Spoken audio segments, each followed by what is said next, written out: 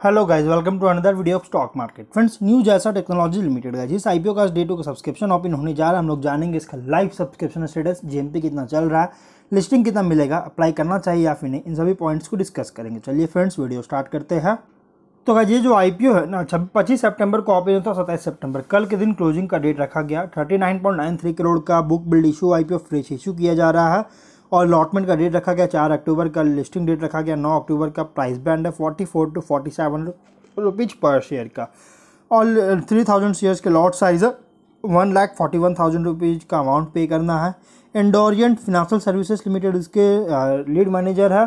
Big से services private limited इसके registrar है। निकुंज स्टॉक ब्रोकर्स इसके मार्केट मेकर है। प्रोमोटर है गाइज प्री इशू होल्डिंग 94.23% का। एंकर इन्वेस्टर से 11.36 करोड़ का फंड रेज कर चुकी है अब तक। अगर हम इसके बिजनेस की यहाँ पे सबके ऑब्जेक्टिव देखिएगा तो इसके प्लांट मशीनरी इक्विपमेंट के परचेज या फिर रिफर्बिशमेंट फैसिलिटी में एक्सपेंशन के लिए फंडिंग चाहती है। फिर टेक्नोलॉजी डेवलपमेंट, ब्रांडिंग, मार्केटिंग और के लिए जो इन्वेस्टमेंट करना चाहती है और वर्किंग कैपिटल रिक्वायरमेंट में फंड करना चाहती है, क्योंकि हायर वर्किंग कैपिटल रिक्वायरमेंट की नीड होती है इस कंपनी के बिजनेस के लिए।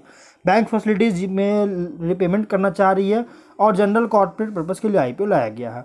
सब्सक्रिप्शन क्यूआईबी से सब्सक्राइब नहीं किया गया है। एचएनआई से 0.023 टाइम्स का, एकदम नहीं के बराबर 1/4 है। रिटेल 0.6 टाइम्स का, जो कि हाफ के आसपास है, लेकिन टोटल है 0.35 टाइम्स का, जो कि 1/3 सब्सक्रिप्शन है, जो कि यहाँ पर अभी तक अट्रैक्ट नहीं किया। डे 1 में उतना कोई खास अट्रैक्शन नहीं हुआ है इन्वेस्टर्स के थ्रू।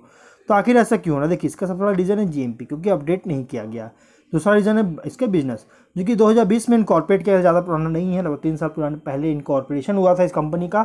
और ये डिस्काउंटेड प्राइस पर रिफर्बिश्ड इलेक्ट्रॉनिक्स प्रोवाइड करता है। जैसे रिफर्बिश्ड प्रोडक्ट इलेक्ट्रॉनिक्स क्या होता है ना, कि जैसे देखिए, अगर ई कॉमर्स के थ्रू, मतलब मान लीजिए अमेजोन से आप कोई सामान परचेज करते हैं, ठीक है। अगर आपको परचेज पसंद नहीं आती है ना, तो आप उसको रिटर्न करते हैं। रिटर्न पॉलिसी, तो रिटर्न पॉलिसी के अंदर आप उसको रिटर्न करते हैं, तो रिटर्न करने के बाद वो प्रोडक्ट को जो है सो इसी मतलब कि कंपनी जैसे न्यू जैसा टेक्नोलॉजी जैसी ही और भी कंपनीज है, तो इन सभी को जो है सो इस प्रोडक्ट्स को वापस भेज दिया था। उसको वापस से पैकेजिंग वगैरह करके इसी को वापस से जब रीसेल किया जाता है ना, तो उसको बोलते हैं रिफर्बिश्ड। तो इसमें कुछ डिस्काउंट मिलता है, कुछ % की डिस्काउंट मिलती है इस प्रोडक्ट को लेने पे, और इसी कारण इसी पे जो है कंपनी बिजनेस कर रही है। और ये जो कंपनी जो प्रोक्योर करता है ना, यूज गैजेट जो होती है उसको मंगवाती है अपने पास, जैसे लैपटॉप, डेस्कटॉप, पेरिफेरल्स, और उसके बाद रिफर्बिश करती है इन सभी को और डायरेक्टली सेल करता है एंड यूज कस्टमर्स को, कस्टमर्स, बिजनेसेस और रिटेल को, मतलब कि रिटेल और बिजनेस सर्विसेज को जो है सो मतलब डायरेक्टली सेल करती है।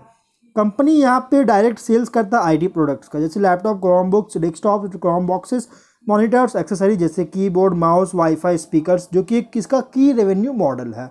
न्यू जैसा क्या टेक्नोलॉजी जो है ना, ये पैन इंडिया कस्टमर बेस है इसका ऑफर कर रहा है, जिसमें इंक्लूड स्टूडेंट्स है, होम यूजर्स है, एसएमईज है, वर्किंग प्रोफेशनल्स है, अपने ई कॉमर्स और ऑनलाइन प्लेटफॉर्म्स के थ्रू। कंपनी के पास अराउंड 347 की जो सो टीम है, जिसमें 99 एम्प्लॉयज़ है और 248 इंटर्न्स है, जो कि 228,750 स्क्वायर फीट एरिया में फैला हुआ है, जो कि अराउंड 5500 रिफर्बिश्ड स्टॉक्स इसके आते हैं मंथली बेसिस पर। वहीं अगर हम फिनेंशियल को देखेंगे तो 21.96 करोड़ का रेवेन्यू, प्रॉफिट 73 लाख का। 22 में 27.9 करोड़ का रेवेन्यू, प्रॉफिट 1.8 करोड़ का। 23 में 44.5 करोड़ का रेवेन्यू, प्रॉफिट 6.7 करोड़ का। कंपनी के फिनेंशियल 22-23 में एक सडन बूस्ट देखने को मिला, बहुत अच्छी तरह ग्रोथ कर रही है।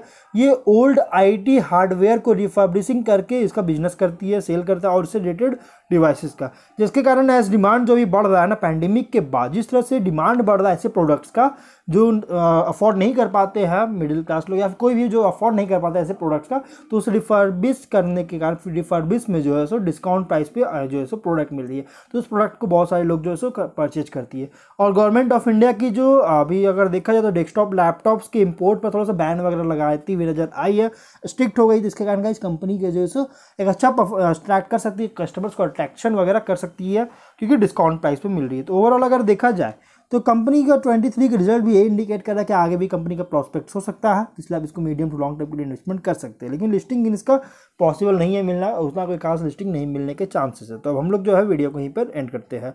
अगर कोई डाउट है कमेंट बॉक्स में पूछे, मिलते हैं नेक्स्ट वीडियो में। Till then bye bye.